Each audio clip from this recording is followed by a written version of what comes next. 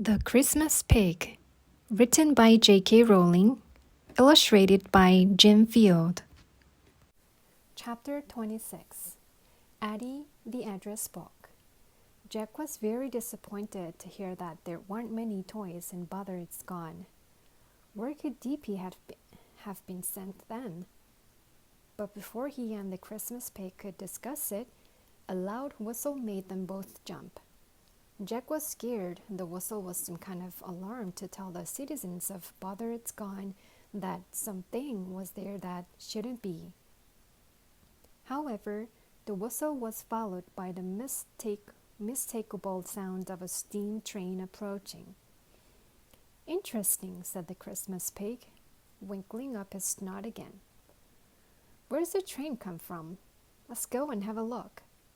So Jack and the Christmas Pig hurried off in the direction of the train noises and were just in time to see it arrive in a little station in the middle of town.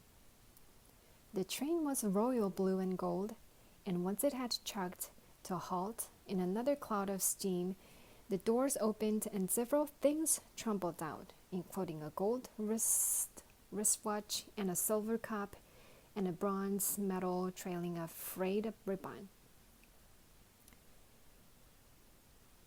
"Look, it's her again," said the Christmas Pig, pointing at Trotter. "That address book." Sure enough, there she stood with her rose-patterned cover, handwritten pages swishing away the steam from the train. She spoke at the top of her voice, as before. "How wonderful to see you all! You're in luck, just in time for one of Addie's famous walking tours. Such a wonderful way to find out all about Bother It's Gone. Follow me, do." Jack could tell the new thing thought they had to do as Addie said, even though she wasn't wearing a loss adjuster's hat, and so they fell into step behind her. "I think we should follow," said the Christmas Pig, "and try and find out where that train came from, but let's be careful. There's something about that address book I don't like."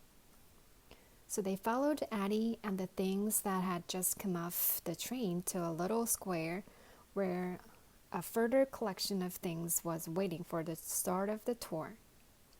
Jack saw the Pokemon card, Fingers, and Lunchy among them, all looking cheerful now that they'd seen what a pretty little town they'd come to live in. "Allow me to introduce myself," cried Addie, rustling to the front of the crowd. My full name's Address Book, but you must call me Addie. As a long-standing resident of Bother It's Gone and a close personal friend of the dear mayor, I like to conduct these little tours to help everyone feel at home. Follow me, please, and if you've got any questions, don't hesitate to ask." She bustled off up a new street and everyone followed. Jack and the Christmas Pig found themselves walking behind the gold watch they'd seen just get off the train. "Just arrived?" asked the watch as he wiggled along. "Yes," said the Christmas Pig. "Didn't see you on the train." "No," said the Christmas Pig. "We were adjusted from disposable." "Ah," said Watch. "That would explain it." The wristwatch had words engraved on its back. Jack noticed. "To Bob, with love, from Betty." "Are you looking for my inscription?" the watch asked Jack. Yes," said Jack, hoping it wasn't rude to look at the thing's inscription. "Huh," sighed the wristwatch. "Well, Betty and Bob don't love each other anymore. I know that much. The moment they told me I was being adjusted, I thought they've split up. Solid gold, I am, and Bob was very upset when he first lost me. But something must have changed up there. Bob clearly doesn't miss me as much as he did at first, or they wouldn't have made me move out of." "No talking at the back there," cried Addie, "or you won't get the full benefit of my tour. Now we're just passing a rather nice chalet, one of the best in town, and it so happens to be mine," she said, with a peal of laughter. "And here to our left the residence of a rather charming silver-plated bookmark. So important to have well-bred, well-read neighbors. The previous occupant was a grubby old school timetable, she added, with a shudder. What a dreadful impression it gave newcomers to see him as soon as they arrived. Now, for those of you who have come here straight from Miss Slade, Addie went on, leading them round a corner. I should explain that there are 2 towns in the land of the lost, Disposable and Bother is Gone. The hands on the watch's face bunched up at these words, giving him a puzzled expression. No, madam, he called out to Addie from the back of the crowd. I think you've been misformed. Metal, cup. And I were sent here from... There are only 2 towns in the land of the lost, cried Addie, coming to a sudden halt and wheeling about to face the crowd, who all stopped so abruptly that some of them bumped into one another, and the silver cup toppled over and had to be helped upright again by a pair of furry mittens. 2 towns, repeated Addie, glowering around them all. 1 for the good things and 1 for the bad. Disposable is for worthless objects, ones that are easy to replace, whose loss is barely noticed in the land of the living. But Botherless Gone is for special things. Everything in Botherless Gone cost our humans a great deal of trouble when we were lost. We are valued. We're important. I, for instance, continued Addie, spent 50 whole years in the position of a lady up there. She wrote the names and addresses and telephone numbers of her family and friends inside me. I was the only place she kept this important information. Addie flicked her pages and everyone saw the dense, spidery writing of the old lady. Imagine the trouble it cost when she lost me. Instead of looking sad, Addie burst into uncontrollable laughter.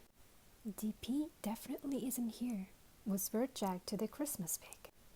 Not if this is a place for things that are glad they made their owners sad.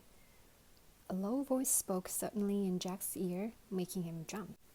One thing I must beg of you, dear laddie, please don't judge us all by hurried Addie. Jack looked around. A grubby sheet of paper with eyes and a mouth doodled at the top had joined the walking tour. As they all set off again, Jack asked the paper, Who are you? My name is Poem. See my scribbled lines? She unfurled slightly to show them the words scrawled across her. And as I'm verse, I only speak in rhymes. Oh, said Jack. Have you just arrived here too?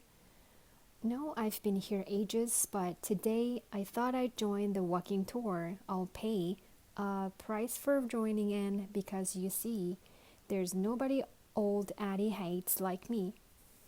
Why does she hate you? Asked Jack. Because she's very mean and underhand, and I'm not scared to say so I'm banned. Sure enough, at the very moment, Addie, who just stopped outside a building with a little clock tower and double doors of polished wood, turns to talk to the crowd again, and at once spotted Poem lurking at the back. Poem, she cried. Run along now, dear. The mayor told you you're not allowed on my walking tours anymore. Oh, sorry to intrude. That slipped my mind, said Poem, grinning at Jack. Goodbye, dear, truthful laddie. You're so kind. Poem drifted away. Addie hitched her wide smile back onto her flowery face and said, A little tip for newcomers. You should avoid Poem. She's mad, quite mad. She lives in with somebody even madder. I've been trying to get them both adjusted to Disposable, but no luck so far. Now I'm going to knock on the town hall's door, and if you're very lucky, the dear mayor will show us. But before Addie could knock, a square cheese grater came, bursting out of the double doors, almost knocking Addie over. He was wearing a smart black tricorn mayor's hat, and behind him came a assortment of loss adjusters who looked slightly different to the usual kind. All wore black balaclavas with the usual owl badge on the forehead. Even though most of their faces were concealed, it was still easy to see what kind of things they were. One was a magnifying glass, another was a net, and the third was an enormous hobnail boot. "Oh no," whispered the Christmas pig. "It's the capture team." "Trouble," roared the mayor, who was brandishing a piece of paper. "The rumors are true. There are things down here that shouldn't be. I've just received a description. A cuddly pig and an action figure in pajamas.